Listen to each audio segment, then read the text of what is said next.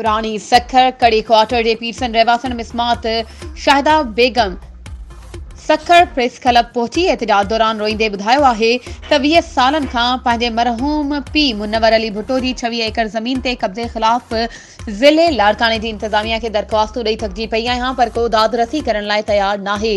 ऐं हाणे कब्ज़ो कंदड़ दरख़्वास्तूं ॾियण ते मछिड़जी क़तल करण जूं धमकियूं ॾेई रहिया आहिनि जंहिं सबबि मूंखे ऐं मुंहिंजे ॿारनि जी ज़िंदगियुनि खे ख़तरो आहे।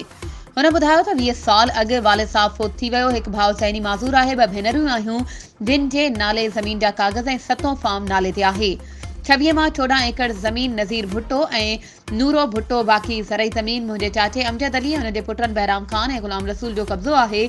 हुन सुप्रीम कोर्ट ऐं सिंध हाई कोर्ट जे चीफ जस्टिस निगरान वज़ीर आला ऐं IG सिंध पुलिस खे अपील कई आहे त मुंहिंजी मदद कई वञे, मूंखे तहफ़्फ़ुज़ फ़राहम करण सां गॾु इंसाफ़ कयो वञे।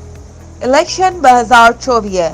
जे सिलसिले में तव्हां बि पंहिंजे तक जे पसंदीदा उम्मीदवार खे कामयाब बणाइण ऐं इलेक्शन मुहिम में सपोर्ट करण लाइ